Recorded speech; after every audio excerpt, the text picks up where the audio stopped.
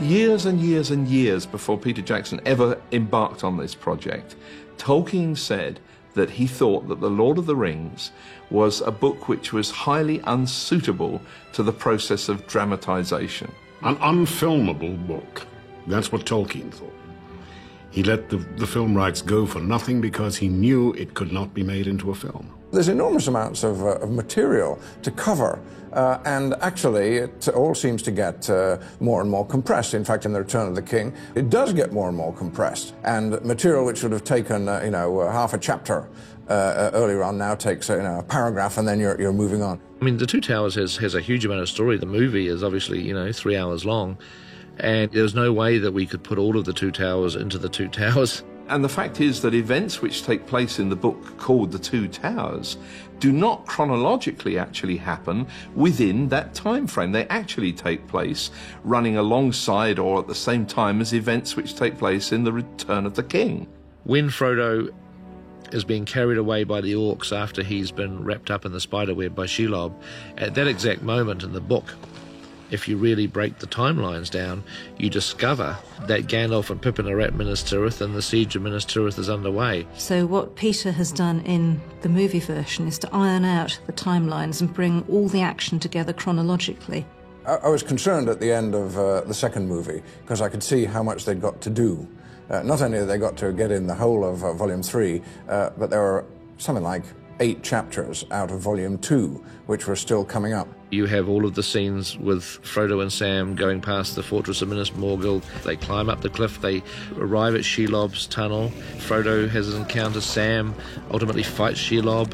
Then the orcs carry Frodo's wrapped up body away. All of that was actually part of the Book of the Two Towers.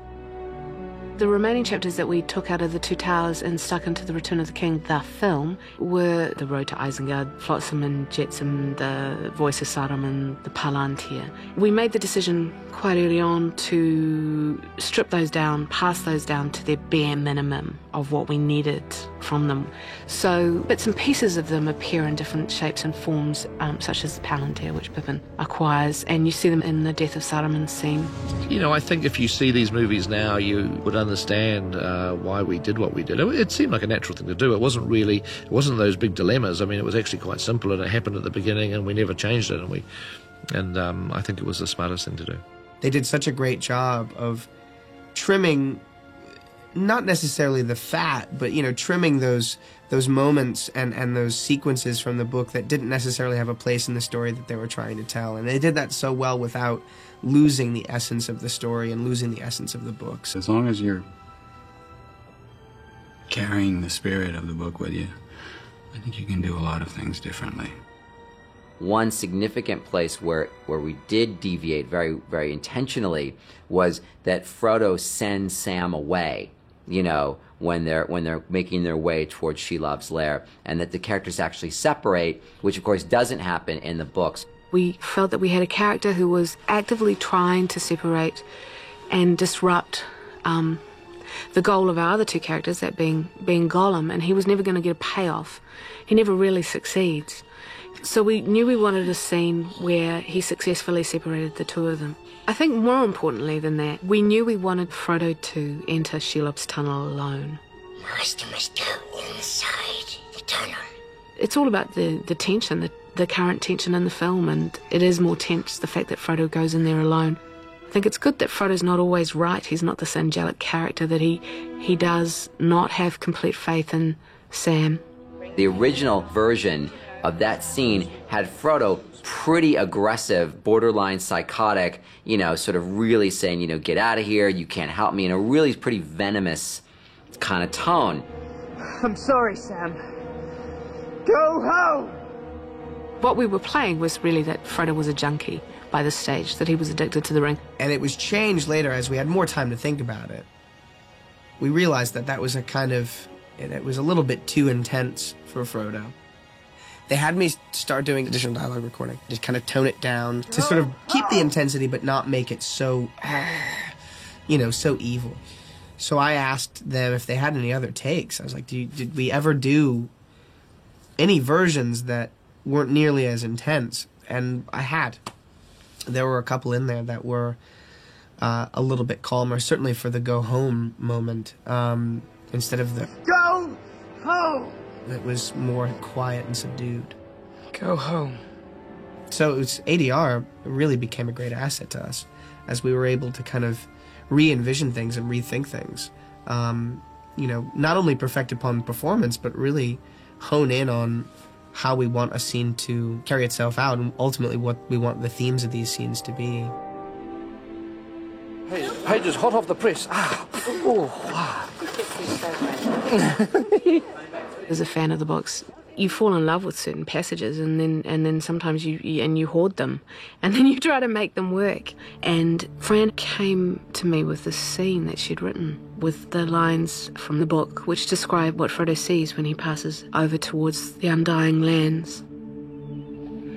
And the ship went out into the high sea and passed on into the west, until at last, on a night of rain, Frodo smelled a sweet fragrance on the air, and heard the sound of singing that came over the water. And then it seemed to him that, as in his dream in the house of Bombadil, the grey rain curtain turned all to silver glass and was rolled back, and he beheld white shores, and beyond them a far green country under a swift sunrise. That is the image that Tolkien has of the land the other side of death. That's what you're going to. What the filmmakers did was to take the essence of that description and to give it to Gandalf in describing just such a scene to Pippin. What? Gandalf? See what? White shores, and beyond,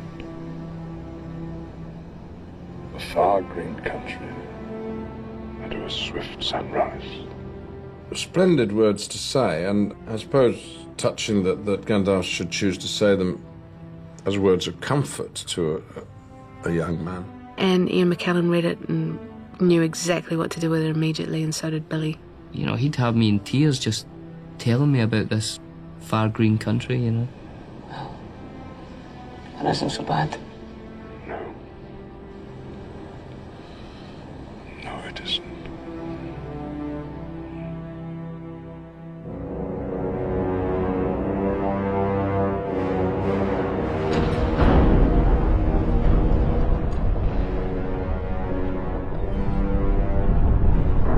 The Mouth of Sauron as a sequence was not quite as powerful as it is in the book. Because in the book it turns on the tension of whether Frodo is alive or not.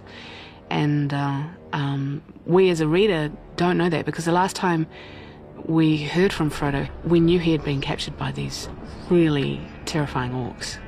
Because the movie deviates from the book in this respect in terms of the chronology of how events are laid out, at this point, despite, the Mouth of Sauron telling you, implying basically that Frodo is dead or worse, we all know he's not. And in a way it makes the scene a bit redundant, because we're having Gandalf and the others reacting to the horror of the thought of Frodo's death. Frodo. And yet we, the audience, are sitting back thinking, well, he's not dead, he's alive. And so it takes a lot of the heat out of it. It's a good example of how our restructuring of the storytelling and the parallel storylines is was a disadvantage to us in this particular case. And in the end, if a scene's giving you that much grief in the storytelling, you should probably get rid of it before you shoot it and find another way to do the storytelling. But I think everybody loved the concept of the Mouth of Sauron and that challenge and that showdown. For me, I always loved that there was some physical representation of that evil, of Sauron, because the only version of Sauron that we've seen is in the prologue of Fellowship of the Ring. Sauron's always proven difficult in these films, especially to me. I mean, I've always had problems with my sort of movie making hat on. I mean, it works fine in the book, no problem with the book, but your villain is basically a giant eyeball. You've got in Sauron a disembodied representation of evil, a force, a presence, yes, but no physical manifestation. We felt that we really had to do something more than just have Sauron staying in his tower as this flaming eye, that we had to have him make an appearance outside the Black Gates at the end of Return of the King. And we also felt that Aragorn has come this distance with his journey and that Sauron is his enemy, and that we had to somehow have this personal duel between Aragorn and Sauron. And that's not in the book, but we felt that it had to be in the movie. The original thought was to have some sort of, angelic presence, which essentially was the devil in disguise. The moment where Aragorn is dismounted and they're all standing there vastly outnumbered, and this blinding bright light shines on us, which blinds, everyone except Aragorn at a certain moment sees something and walks toward it. It was Anatar, which is the representation of Sauron as he is in his true angelic form, not in the destroyed sort of evil force that inhabits the rest of the film. It was the form he took when he managed to fool the elves into actually creating the ring. And we thought that, okay, we've got Sauron confronted by this heir of Isildur. In a way, he's got to be feeling a bit nervous. He hasn't been able to find the ring, and he comes forward in this guise of seduction and beauty. Then the angelic figure suddenly turns into Sauron and attacks Aragorn. We played around with the idea that Sauron comes out and he's even bigger than he ever was before, but Pete kind of knew that those 14-foot monsters very, very, very rarely work. We were trying to make Sauron look like he was way bigger than he really was. I mean, it was an actor in armour who was not much taller than Viggo. And what we originally shot was, 3 days of fighting this whole, knockdown drag-out with Sauron.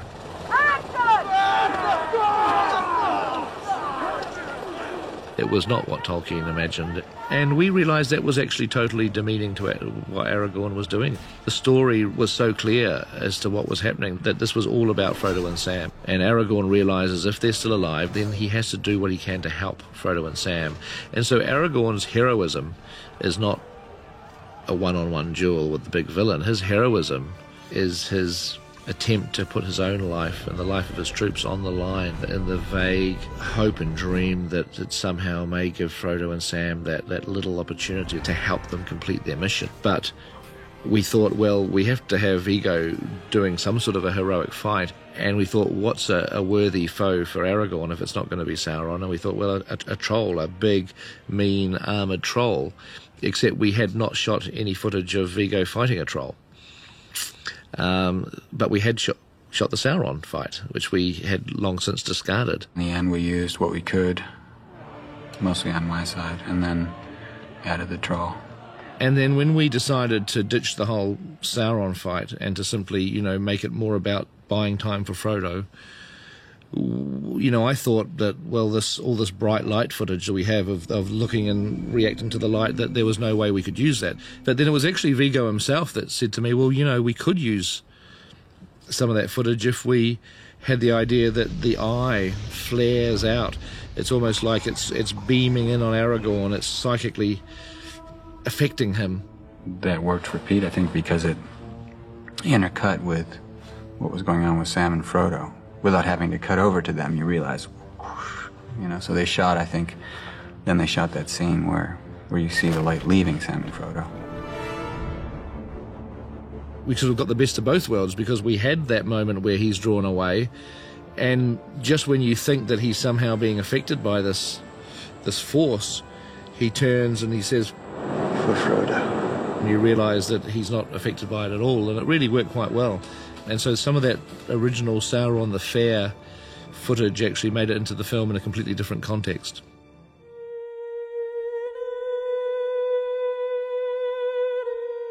The destruction of the ring was always one of those really problematical situations, a bit like whether Sauron appears at the end. It was basically the decision really had to be made is do you stick with the book, which has Gollum finally grabbing the ring once he's bitten Frodo's finger off. He stands on that rock and he is so overwhelmed with joy. He sort of dances. I think in the book he does a little sort of almost like it's described as a dance. But Gollum, dancing like a mad thing, held aloft the ring. He stepped too far, toppled, wavered for a moment on the brink, and then with a shriek he fell. Peter had this notion or the sense that he wanted Frodo not to be inactive, that we kind of invested all this energy and time with this character and then just have him be a bystander in that moment. And so our first concept that we originally had in our screenplay was that Gollum has the ring, Frodo has his finger bitten off, Frodo jumps to his feet, and he comes and he pushes Gollum. He doesn't touch the ring, he pushes Gollum and the ring over. So Gollum and the ring fall, and Frodo kind of disappears and ends up hanging on the rock. I know Fran and I had a few doubts about that. We were worried about how that was going to look. And then when Pete actually shot it, and he went for it, the very first time he shot it, it did feel as if Frodo was killing Sméagol and Gollum, as if it was an act of murder. It's not quite fulfilling Tolkien's theme that it was sparing Gollum's life was what ultimately caused the ring to be destroyed. That it was fate, in that moment, fate, that tipped Gollum over the edge. So we then decided at the very last minute, and it was really the very last minute because it was Andy Serkis's final day in New Zealand. It was Elijah's second to last day in New Zealand. We were about to lose these guys forever in terms of their involvement on the film, and we thought, you know what, we've got to squeeze in. It wasn't part of our schedule or our plan during pickups, but we thought we want one more go at this. We wanted it to kind of appear somewhat ambiguous, so that Gollum would fall over more out of the struggle and accident than out of Frodo killing him. You just go, ring, and then it becomes hands, and then it becomes like, you know, and it's like a push me, pull you, with the ring being the centre. Yeah. We wanted to make it look much more like Frodo's trying to get the ring back. It's not about killing Gollum, it's not about destroying the ring, it's about him taking the ring back. Really the mirror image of the beginning, which is two addicts slugging it out for the possession, and again it goes all back to the ring.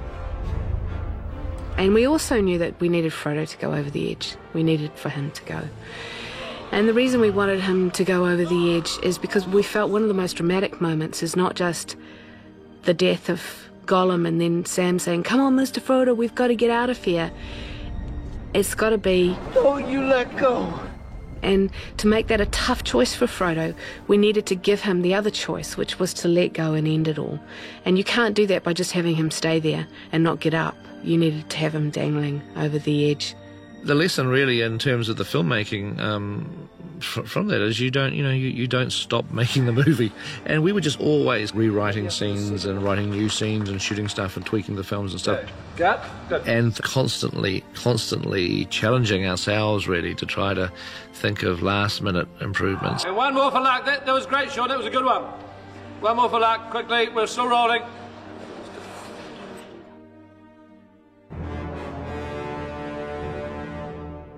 The Scouring of the Shire is basically, 70 or 80 pages of story that happens after the ring is destroyed.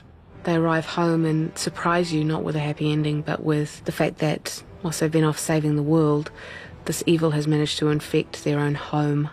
So they think they've won, and then they go back and they find their whole homeland has been almost destroyed. And I think Tolkien perhaps makes the point that the Shire isn't invulnerable. It just thinks it is. But it too should actually bear some part of the pain and the casualties of Middle-earth. And this is where the real nature of evil is genuinely brought home to the reader, because we never thought that the Shire could be spoiled. We did pay homage to it in the Fellowship of the Ring. When Frodo looks into Galadriel's mirror, he sees exactly the imagery from the Scouring of the Shire. He sees Hobbiton destroyed, he sees the line of hobbits chained. You see him see the sort of the Shire kind of become like a horrible, almost Holocaust factory kind of environment. So you have you sort of a tip of the hat to it there. And then in this extended cut DVD of Return of the King, you also have it in that the way Saruman and Wormtongue interact together, the way he ultimately mistreats Wormtongue and then is stabbed and killed with the dagger, is essentially what does happen in the Scouring of the Shire. It's just been transplanted to atop Orthanc Tower. I think the reason to lose the Scouring of the Shire to me was very straightforward. It was one of those no-brainers. You know, at the very beginning of this process, we'd identified the spine of our movies being Frodo taking the ring to Mordor, which means that the climax of our movies is Frodo destroying the ring. Now, we obviously have a denouement. In fact, the denouement of Return of the King is long and extensive, and it's 20 minutes, and which is 20 minutes that we wanted to spend covering the damage to Frodo as a result of this journey that he's had. To get to that point where the ring's destroyed and then to sort of deviate into a completely different event and storyline, to me, felt anticlimactic, I guess is what I'd describe it. You can't start up the story again, not after nearly 9 hours of storytelling, which I know people are going to find ironic given the ending that is on this movie. We actually reduced it down a lot to what it was. It was actually quite a lot longer at one stage. There were huge amounts of people we missed out. I mean, what happened to Gimli and what happened to Legolas. There were scenes shot of those people.